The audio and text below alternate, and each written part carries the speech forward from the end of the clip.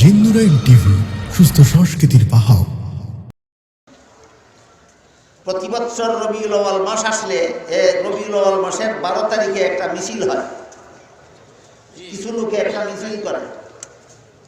এই মিছিলটার নাম হইল জশ্নে জুলুসে ঈদে মিলাদুন নবী। এই মিছিলে যে সমস্ত স্লোগান দেওয়া হয়, এর মধ্যে একটা স্লোগান দেওয়া হয়, জিন্দা নবীর আগমন, শুভেচ্ছা, স্বাগত। এখানে জিন্দা নবী বলতে কি বুঝাইলাম? এখানে যদি জিন্দা নবী বলতে এই কথা বুঝাও যে অতীতেও নবীর মরণ ছিল না, ভবিষ্যতেও নবীর মরণ নাই, তাহলে তোমার স্লোগানটা সরাসরি কোরআন বিরোধী। কোরআনে আল্লাহ বলেন, ইন্নাকা মাইয়িতুন ওয়া ইন্নাহুম মাইয়িতুন। হে রাসূল করিম সাল্লাল্লাহু আলাইহি ওয়াসাল্লাম, নিশ্চয়ই আপনিও মরণশীল, তারাও মরণশীল।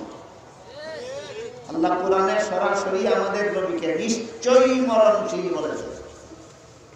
এখন যদি আপনি জিন্দা নবী বলতে চান যে নবীর কোনোদিন মরণ ছিল না, ভবিষ্যতেও কোনোদিন মরণ নাই, তাহলে আপনার স্লোগান কোরআন বিরোধী।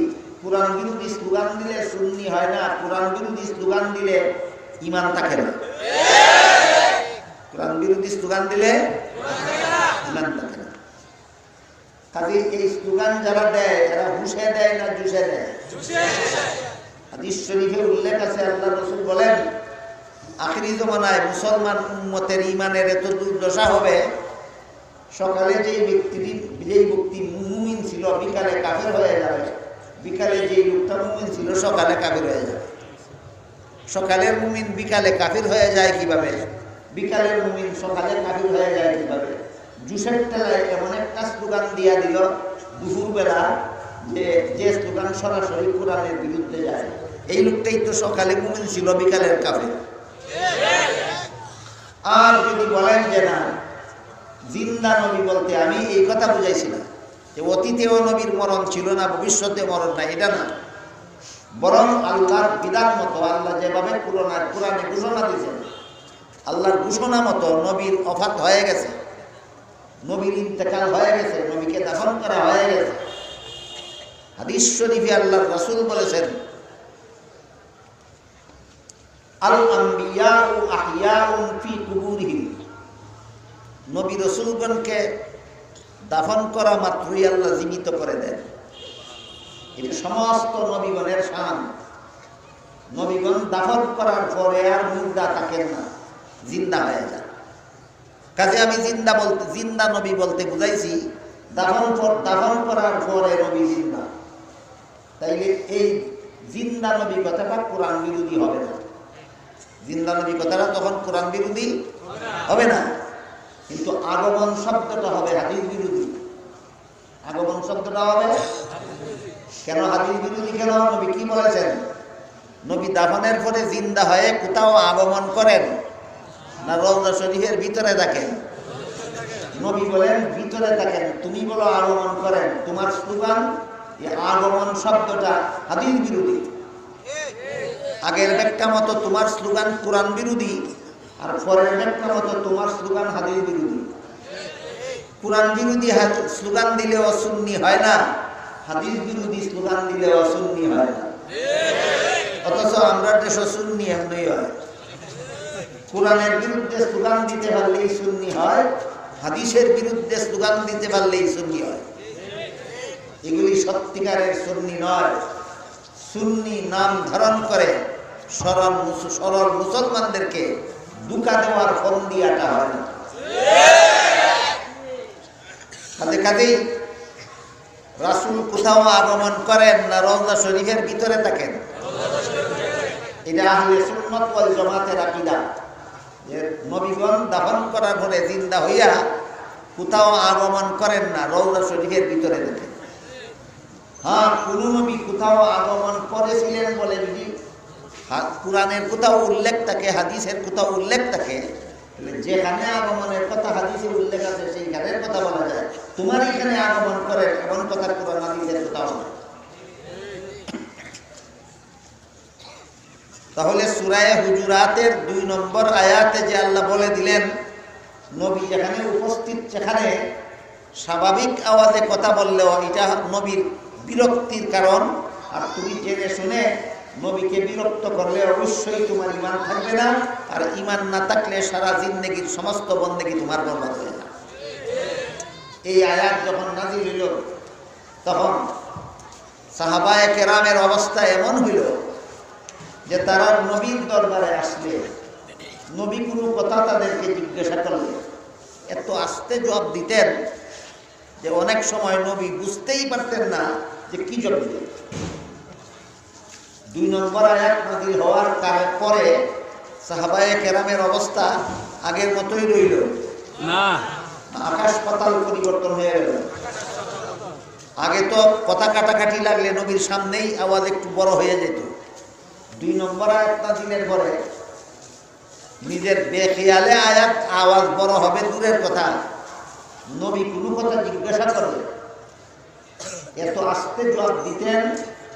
বেশি আস্তে জবাব দেওয়ার কারণে অনেক সময় কি জবাব দিলেন নবী তা বুঝতেই পারতেন না। সাহাবায়ে কেরামের এই অবস্থার পরিবর্তনের মাধ্যমে কি বুঝলেন আপনারা?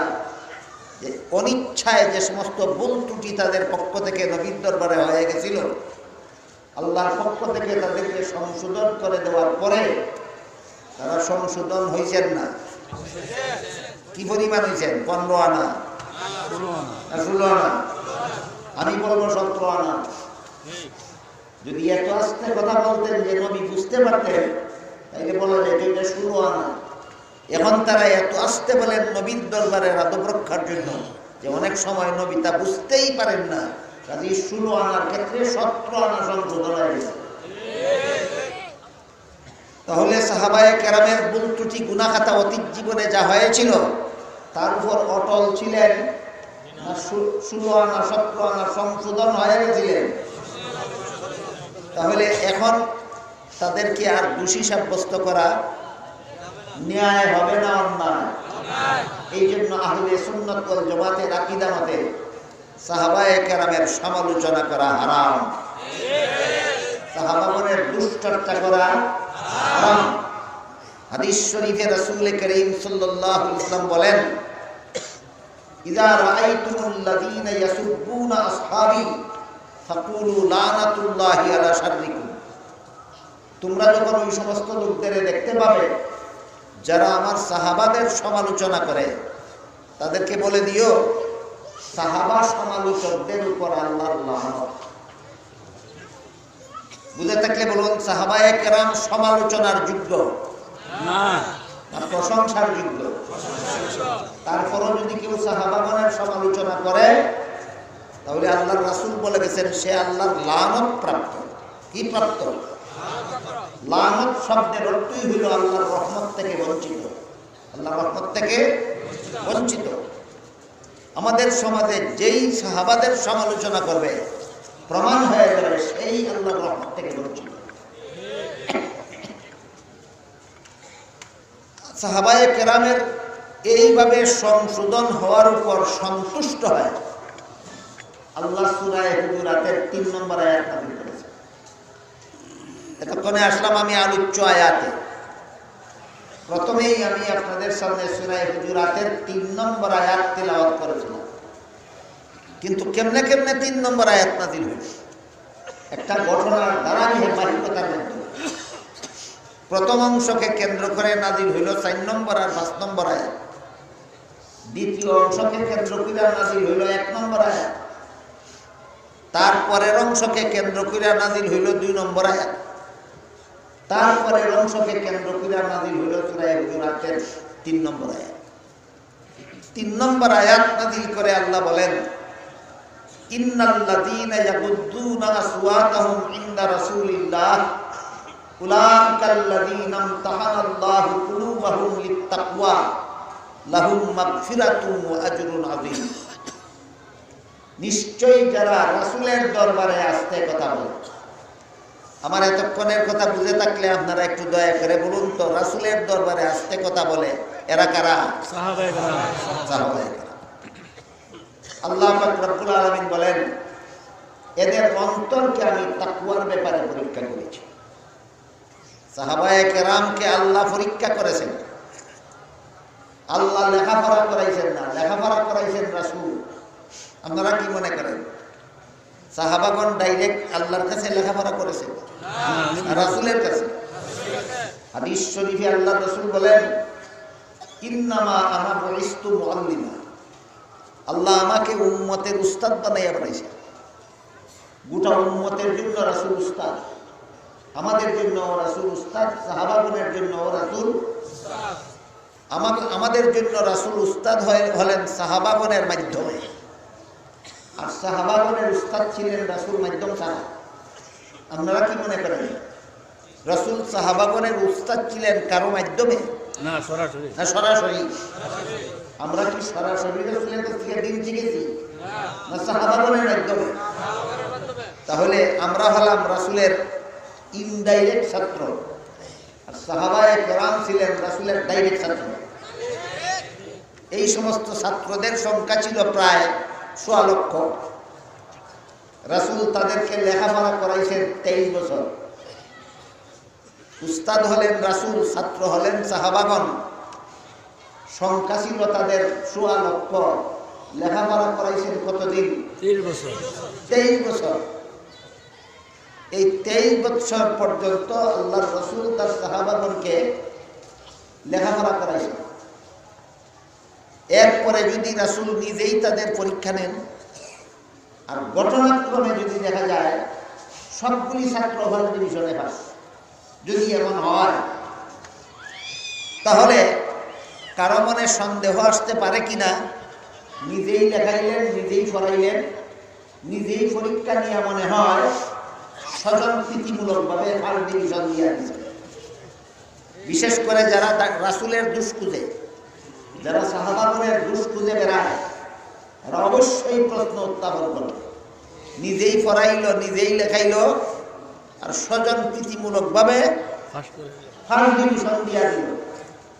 আল্লাহ পাক রব্বুল আলামিন রাসূলকে এমন সন্দেহ করার থেকে, সাহাবায়ে কেরামকে এমন সন্দেহ করার পর চিরকালের জন্য বন্ধ করে দিয়া বলেন, উলাইকাল্লাযীনা ইমতাহানাল্লাহ। সাহাবাগণ হইলেন ছাত্র, রাসূল হইলেন উস্তাদ, আর আল্লাহ হইলেন পরীক্ষক। সুবহানাল্লাহ। ছাত্রকে সাহাবায়ে কেরাম, উস্তাদকে রাসূল পরীক্ষককে আল্লাহ। এখন যদি সবগুলি ছাত্র ফার্স্ট ডিভিশনে পাস করে, আল্লাহর কোনো ঠেকা আছে খাতির কইরা ফার্স্ট ডিভিশন দেওয়ার? তারপরে যদি কেউ বলে খাতির কইরা ফার্স্ট ডিভিশন দিছে, তাহলে অপবাদ রাসূলের বিরুদ্ধে যাবে না, যাবে সরাসরি আল্লাহর বিরুদ্ধে। রাসূলকে স্বজন প্রীতির অপবাদ দেওয়ার থেকে আল্লাহ চিরতরে পবিত্র করে দিয়ে বলেন, আমি আল্লাহ নিয়েছি তাদের পরীক্ষা। আমাদের গুরুত্বপূর্ণভাবে এই মাদ্রাসার সম্মেলনে যেই কথাটা সবচেয়ে গুরুত্বপূর্ণভাবে বোঝা দরকার, সেটা হইল এই ১৬ লক্ষ ছাত্রদেরকে 23 বছরে আল্লাহর রাসূল যে লেখাপড়া করাইলেন, কতগুলি বই পুস্তক? একটি মাত্র কিতাব। কতগুলি বই পুস্তক? একটি মাত্র কিতাব। কিতাবের নাম কোরআন। কিতাবের নাম কোরআন। এই কোরআন শরীফ রাসূল সাহাবায়ে কেরামদেরকে 23 বছরে পড়াইছেন, লেখাইছেন। আর বাদ বাকি লক্ষ লক্ষ হাদিসের ভান্ডার যে উম্মতের হাতে রাসূল দিয়া গেছেন, এগুলি কোরআন বহির্ভূত কিছুই নয়, কোরআনেরই ব্যাখ্যা মাত্র। প্রায় 10 লক্ষ হাদিস আছে বর্তমান দুনিয়ায় রাসূলের উম্মতের হাতে। এই হাদিসগুলি কি কোরআন বহির্ভূত কোনো বিষয়, না কোরআনেরই ব্যাখ্যা মাত্র? তাহলে কি হাদিসগুলি মূল কিতাব, না কোরআন শরীফ মূল কিতাব? কোরআন শরীফ মূল কিতাব।